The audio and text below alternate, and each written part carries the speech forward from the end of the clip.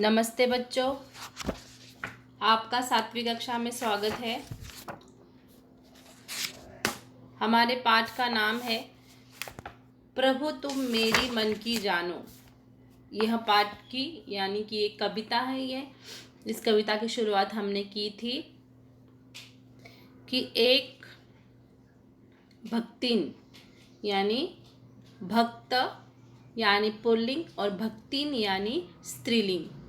एक भक्तिन वो अछूत है और उसे दुनिया ने, समाज ने भगवान के मंदिर में जाने के लिए मना किया है, पर फिर वो भक्तिन अपने भगवान के द्वार तक जाती है, पर उसे अंदर जाने के लिए नहीं मिलता है। तो वो दरवाजे से ही अपने भगवान को किस प्रकार से पुकारती है, अपने मन का जो भी भाव है, उसके मन में आने वाले सवाल भाव, वो सारे भाव वो अपने भगवान को द्वार पे खड़े रहकर ही बताती है। हमने इस कविता के 2 पंक्तियों का अर्थ भी स्पष्ट किया था। 2 पंक्तियों के यानी 4 पंक्तियों का एक उसका कड़वा था। तो हम दोबारा करेंगे।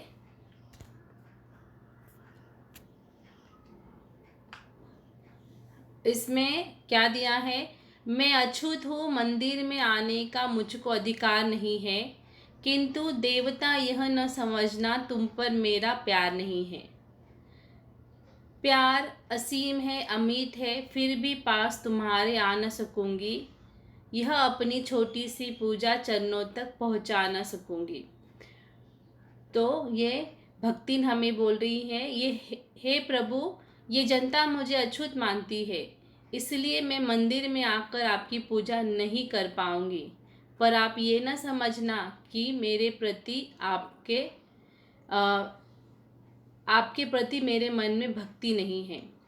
आपके प्रति मेरे हृदय में गगन के समान असीम और सूर्य चंद्रमा के समान अमिट वाला प्रेम भरा है, किंतु यह मेरी विवशता है कि मैं अपनी छोटी सी पूजा आपके चरणों तक नहीं पहुंचाऊंगी।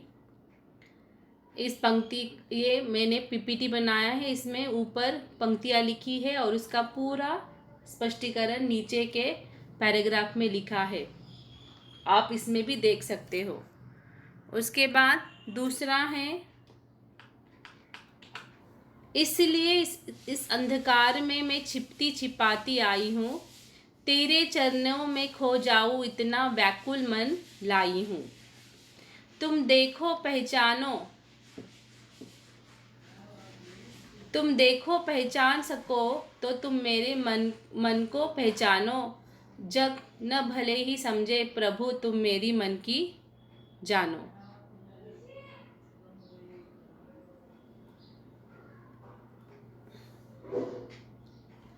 तो ये उन्होंने कहा है कि यही कारण है कि आज मैं अंधकार में छिपते छिपाते आई हूँ। आज मेरा मन इतना व्याकुल हो रहा है, व्याकुल यानी बेचैन हो रहा है कि आपके चरणों में सारा ध्यान लगा दूँ। हे प्रभु, यदि आप समझ सकते हो तो मेरी मन की व्यथा समझो। इस संसार भले ही मेरा अवहेल करता है, पर प्रभु आपकी मेरी भक्ति पराकाष्ठ न जानो। तो ये 2 पंक्तियों का अर्थ हमने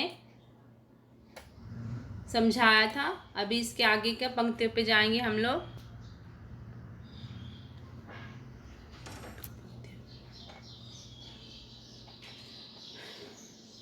कह देता है किंतु पुजारी, यह तेरा भगवान नहीं है। दूर कहीं मंदिर अछूत का और दूत भगवान कहीं है। मैं सुनती हूँ, जल उठती हूँ मन में यह विद्रोह की ज्वाला। यह कठोरता ईश्वर को भी जिसने टूट टूट कर डाला। देखो, ये इससे, इन पंक्तियों से ये भक्तिन क्या कहना चाहती है कि ये जो पुजारी है, ये भगवान जो मंदिर का पुजारी है, कि ये मुझे आपके पास आने के लिए नहीं देता और मुझे कहता है कि ये तुम्हारा भगवान नहीं है। ठीक है। जैसे मैं पूर्ण श्रद्धा के साथ मंदिर के द्वार तक पहुँचूँ, पूजने के लिए आती हूँ, तो पुजारी कह देता है कि यह तेरा भगवान नहीं है। तुम अछूतों का मंदिर कहीं यहाँ से कहीं दूर है और वहीं पर तुम्हारे भगवान तुम्हें मिलेंगे।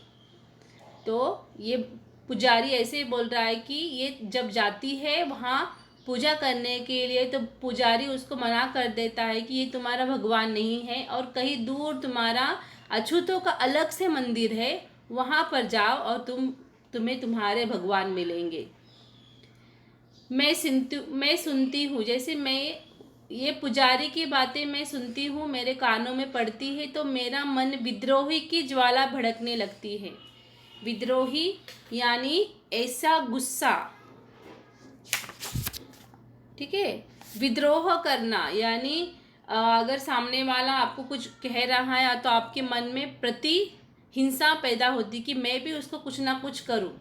तो ये भक्तिन भी ऐसे बोल रही है कि अगर मुझे ये पुजारी ऐसे बोलता है ना, तो मेरे मन में विद्रोही यानी मैं बदला लेने का जो ज्वाला मेरे अंदर भड़कता है, और मन में एक ही विचार आता है कि पुजारी के इस व्यवहार ने तो आज ईश्वर को भी बांट कर रख दिया है। और कहती कि यह, और मेरे मन में ऐसा ये आता है, विचार आता है कि ये पुजारी ने, इस पुजारी के व्यवहार से तो ईश्वर को ही बांट दिया है। यह कठोरता यानी कड़ापन, ऐसे स्ट्रिक्टनेस, ये पुजारी के स्ट्रिक्टनेस से तो कड़ापन से तो क्या हो गया है, इसने भगवान को भी बांट दिया है और जिससे मुझे टूट टूट कर डाला है, यानी मुझे तोड़ डाला है। अच्छा, मुझे मेरा मन नहीं लग रहा है। तो ये 4 पंक्तियों का अर्थ इस प्रकार है। कह देता है पुजारी, यह तेरा भगवान नहीं है, दूर कहीं मंदिर अछूत का है और दूर भगवान कहीं है। मैं सुनती हूँ, जल उठती हूँ, मन में यह विद्रोही ज्वाला, यह कठोरता ईश्वर को भी जिसने टूट टूट कर डाला। तो ये पंक्तियों का इस प्रकार इसका ये हो जाता है कि जैसे ही मैं पूर्ण श्रद्धा के पास मंदिर के द्वार तक तुम्हें पूजने के लिए आती हूँ, तो पुजारी कह देता है कि यह तेरा भगवान नहीं है। तुम अछूतों का मंदिर कहीं यहाँ से कहीं दूर है और वहीं पर तुम्हारे भगवान तुम्हें मिलेंगे। जैसे ही पुजारी की ये बातें मेरे कानों में पड़ती है, मेरे मन में विद्रोही की ज्वाला भड़क उठती है और मन में एक ही विचार आता है कि पुजारी के इस व्यवहार ने तो आज ईश्वर को भी बांट कर रख दिया है। तो ये इस प्रकार इन पंक्तियों का अर्थ है।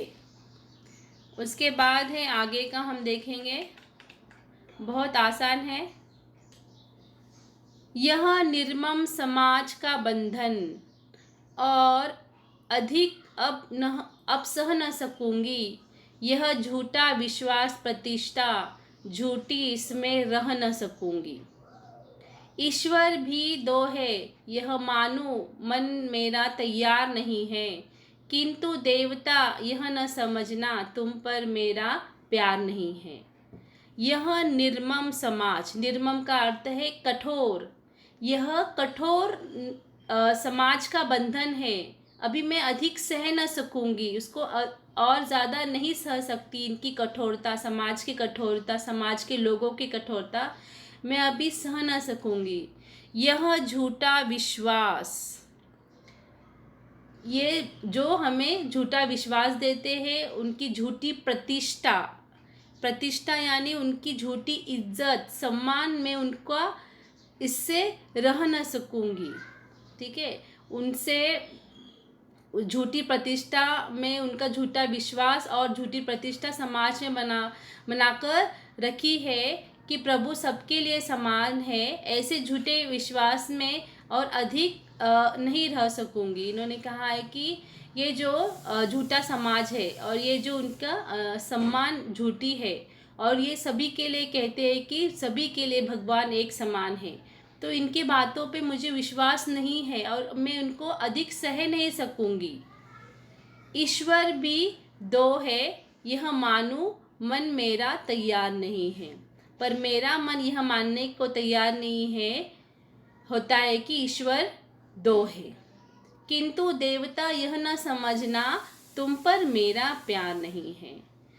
तो किंतु प्रभु तुम यह न समझना कि मेरे मन में आपके प्रति श्रद्धा नहीं है, प्यार नहीं है। तो ये 4 पंक्तियों के इस प्रकार इसका अर्थ होगा कि यह निर्मम समाज का बंधन, ये कठोर, जो बहुत ही कठोर समाज है, इनका बंधन मुझे अभी सह नहीं हो रहा है। यह झूठा विश्वास कि सभी के लिए भगवान एक है, ऐसा सभी लोग बोलते हैं, पर ये झूठा है। ये विश्वास मैं इन पर नहीं रह सकूंगी। उनकी झूठी इज्जत भी मैं नहीं कर सकूंगी और झूठी प्रतिष्ठा समाज में बनाकर रखी है कि प्रभु सबके लिए समान है। ऐसे झूठे विश्वास में मैं और अधिक न रह पाऊंगी। ईश्वर भी दो है, यह मानूं मन मेरा तैयार नहीं है। मेरा मन यह मानने के लिए तैयार नहीं है कि ईश्वर भी दो है, किंतु प्रभु आप यह न समझना कि मेरे मन में आपके प्रति प्यार नहीं है। तो इस प्रकार ये 4 पंक्तियों का अर्थ होता है। उसके बाद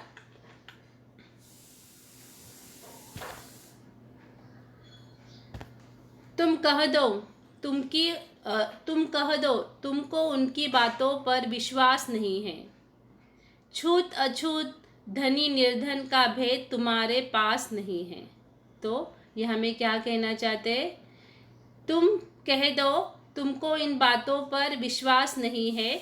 छूत अछूत धनी निर्धन का भेद तुम्हारे पास नहीं है। तुम कह दो कि आपको पुजारी की बातों पे विश्वास नहीं है, अर्थात छूत अछूत सभी के ईश्वर आप ही है और आप इन दोनों में कोई भेद नहीं रखते हैं।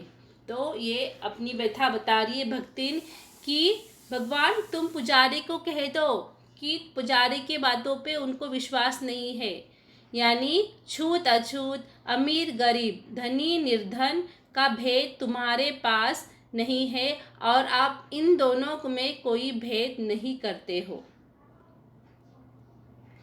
तो इस प्रकार ये हमें कहना चाहती हैं ये भक्तिन। और इस कविता के कवित्री है सुभद्रा कुमारी चौहान। उन्होंने हमें बहुत अच्छी तरह से भगवान के प्रति जो निस्वार्थ भावना हम लेकर जाते हैं, तो किस प्रकार हम जो पहले लोग छूत अछूत करते थे, अभी नहीं है वो। हम अभी सभी को एक समान मानते हैं और सभी को हक दिया है कि भगवान के दर्शन के लिए। तो इस प्रकार कविता है।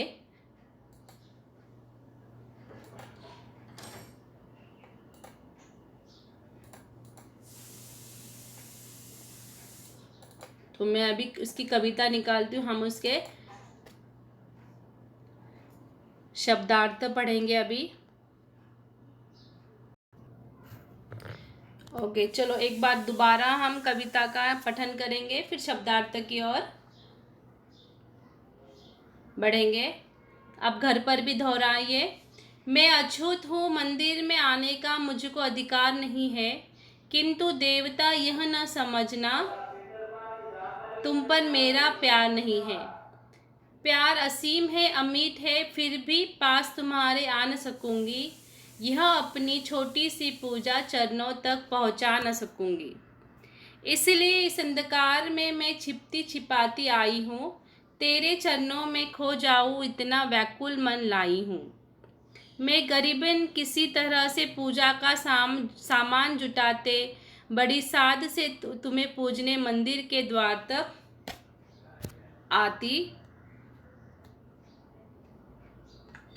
कह देता किंतु पुजारी यह तेरा भगवान नहीं है। दूर कहीं मंदिर अछूत का है और दूर भगवान कहीं है। मैं सुनती हूँ तो हूँ, जल उठती है मन में यह विद्रोही ज्वाला, यह कठोरता ईश्वर को भी जिसने टुक टुक कर डाला। यह निर्मम समाज का बंधन और अधिक अब सह न सकूंगी, यह झूठा विश्वास प्रतिष्ठा झूठी इसमें रह न सकूंगी। ईश्वर भी दो है यह मानूं, मन मेरा तैयार नहीं है, किंतु देवता यह न समझना, तुम पर मेरा प्यार नहीं है।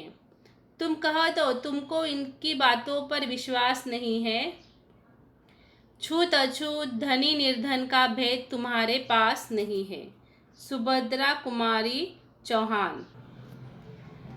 अभी हम इस जो कविता जिसने लिखी है उसके बारे में हम पढ़ेंगे कि सुभद्रा चौहान कौन थी। सुभद्रा कुमारी चौहान का जन्म 16 अगस्त 1904 में इलाहाबाद जिले के निहालपुर गांव में हुआ था। बचपन से ही इन्हें हिंदी काव्य ग्रंथों से प्रेम था। इनकी रचनाएं राष्ट्रीयता की भावना से परिपूर्ण थी। ये एक कवयित्री होने के साथ साथ स्वतंत्र सेनानी भी थी। देखो इन्होंने जब हमारा स्वतंत्र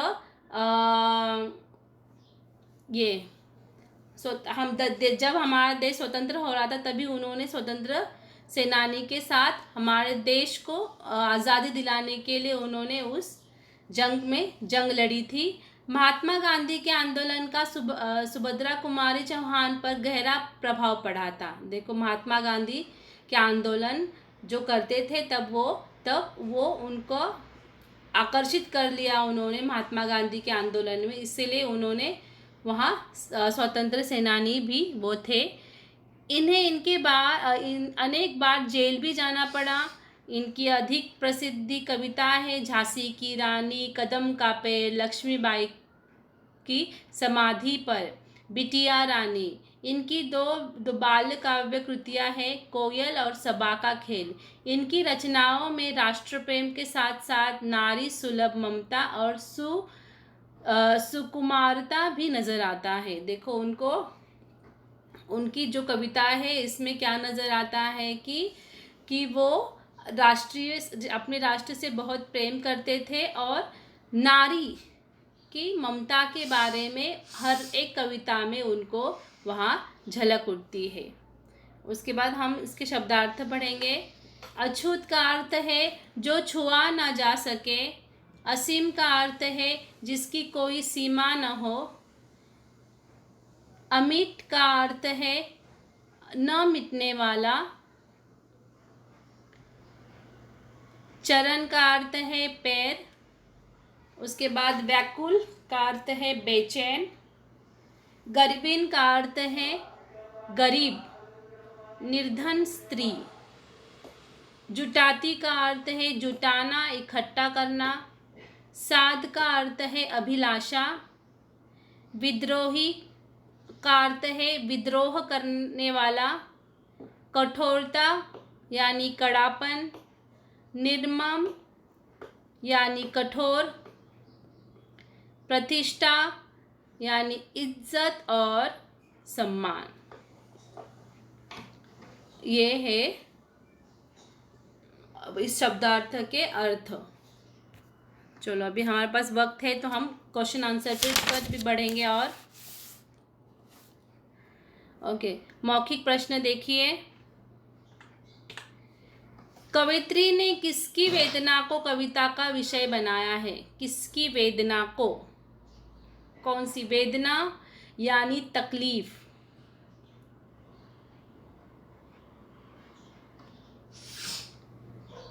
कवयित्री ने किसकी वेदना कविता का विषय बनाया है? अछूत वर्ग की। कौन सी वर्ग की? अछूत वर्ग की वेदना का विषय बनाया है। भक्तिन को कहाँ जाने का अधिकार नहीं है? कहाँ जाने का अधिकार नहीं है? मंदिर में। भक्तिन अंधकार में कहाँ जा रही है? अंधकार, उसको कुछ नहीं दिखाई दे रहा है इसे भगवान के सिवा, तो भक्तिन अंधकार में मंदिर में जा रही है। भक्तिन का मन क्या मानने को तैयार नहीं है? भक्तिन का मन यह मानने को तैयार नहीं है कि ईश्वर दो है, ईश्वर तो एक ही है। ये हो गए मौखिक। उसके बाद है लघु उत्तरीय प्रश्न। भक्तिन ने अपने को किस प्रकार संबोधित किया है? खुद को संबोधित यानी किस प्रकार वो खुद को बुलाती है कि वो अछूत है और वो गरीब है। भक्तिन देवता के प्रति कैसा भाव रखती है? भक्तिन कैसे भगवान के प्रति कैसा भाव रखती है? निर्मम।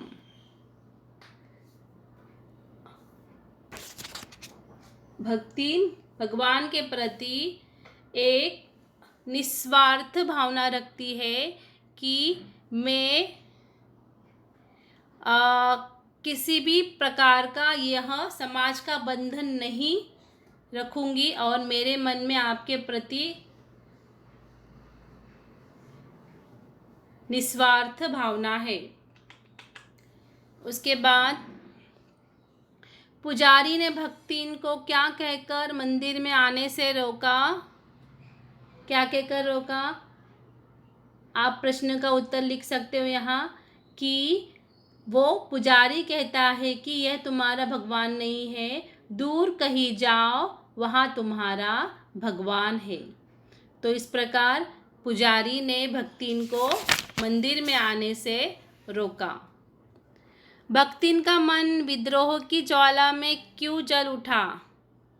क्यों जल उठा भक्तिन का मन विद्रोह की ज्वाला में? क्योंकि जब पुजारी कहता है ना, ये तुम्हारा भगवान नहीं है, ये तुम्हारा भगवान तो कहीं दूर है, तब उसके मन में बदले की ज्वाला जल उठती है कि इस पुजारी को मैं कुछ ना कुछ कर जाऊं, ऐसी उसके मन में ज्वाला उठती है। भक्तिन मंदिर के द्वार तक क्या जुटा कर लाती है? क्या क्या जुटा कर लाती है भक्तिन ये मंदिर तक? वो पूजा का सामान जुटाकर लाती है। Yes, very good. तो आज के लिए इतना ही। धन्यवाद।